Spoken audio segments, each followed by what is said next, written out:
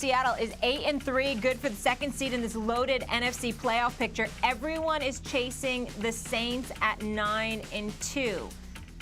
Stephen A., what do you think? Do you think Seattle should be the favorites right now in the NFC? Not going to lie to you. Right now, I'm looking at them in that fashion. That certainly wasn't the case before. I'm still holding out hope for Tampa Bay.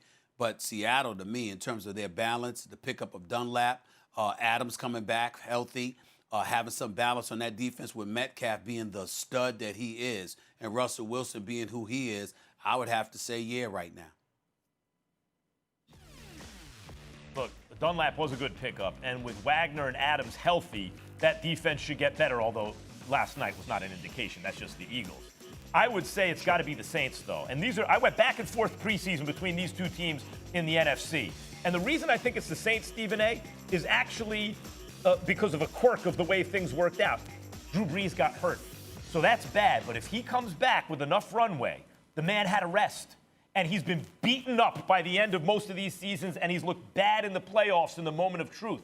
But this is different now. Now Drew Brees will not have played those bunch of games, probably shouldn't look as worn down. Plus, he's extra motivated because this might be it. It's probably the last season. He was thinking about retiring last season, right? So if this is it, he's on the best team that he's been on in years, maybe ever. They picked up Emmanuel Sanders, who's now healthy and playing. Michael Thomas. They have their number 2 receiver, Sanders, to go with Thomas. They have Kamara. They have everything he needs. They picked up Quan Alexander. Who can really play, but he had a big contract because he's good. That's how they were able to get him, right, from San Francisco.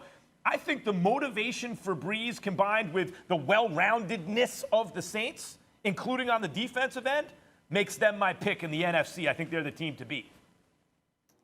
Can't blame you for that, but I feel differently because I think the absence of Drew Brees could potentially come back to haunt them, even though he's going to get it together and you know that he's going to be precise and accurate for the most part. He's not somebody that necessarily moves the chains with his running ability. So as a result of that, it's compromised them in the past. Now, I know you're looking at Taysom Hill and you're seeing what he's doing, particularly with running the football, so that's a dual threat that Sean Payton can find a way to maneuver and utilize. But in the end, it's still a situation where you robbing Peter to pay Paul. Either Drew Brees is going to get the snaps or he's going to be compromised to some degree because Taysom Hill is going to get the snaps. We don't have to worry about that with Seattle and Russell Wilson. Russell Wilson is going to be there consistently, pretty much for every down, obviously avoiding it, if he avoids injury. And his ability to run with the football and move the chains along with throwing the football and having a stud like Metcalf and having Lockett and Carson coming back to run the football and add that Rough Rider element to the equation, along with Greg Olsen. I think that, I didn't see him last night. I don't know how hurt he is or whatever,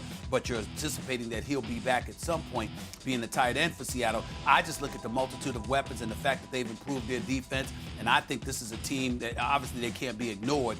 But right now, at this particular moment in time, if I had to choose between the two, it would be Seattle because New Orleans may not have that consistency because Drew Brees has been out and he has to come back. And it's not that he's not going to be great, but if you're going up against greatness, Aaron Rodgers, Russell Wilson, potentially Tom Brady, you got all of that going on. That's a lot to ask of Drew Brees. It's not that he can't do it. Well, I'm just simply saying I wouldn't bet my money at this particular moment in time that he'd be the one to do that over those teams. Not necessarily Tampa because we know what they did to Tampa, but definitely Aaron Rodgers and Russell Wilson. I'll take Russell Wilson over the combination of Drew Brees and Taysom Hill also. Although Drew Brees and Taysom Hill is a lot. But I'll take the Saints defense over the Seahawks defense. And I think offensively, they're comparable in terms of what they're capable of if they're clicking on all cylinders, right? And also, the Saints have been playing their, better football recently, and that's even without Drew Brees. Let me say one thing quick about the upside of having Taysom Hill and Drew Brees not in the same person like Seattle does in the form of Russell Wilson. When Taysom Hill's on the field, especially now that we see he can actually run the team's offense competently, we'll see over time, but at least you can see he can run it competently. When he's on the field, with Drew Brees especially, how does the defense know what's going to happen? We see that he can throw the ball and he can read a defense well enough. He can obviously run. He can block if he has to, and he can catch. All at acceptable NFL levels for a position, a guy who gets real rotation on an NFL team. So, in fact, even though, yes, Russell Wilson is better than the two of those guys because all those skills are kind of in one guy, Taysom Hill has just shown when he's if you want to consider him a gadget player when Drew Brees is on the field, fine, but like he's one of the all-time gadget players. If anything, it makes them even more dangerous. Well, again, under most circumstances, you'd be right. But if you're going up against the consistent excellence of Russell Wilson, that's a different ballgame altogether. Number two, notice that Seattle is never out of any game.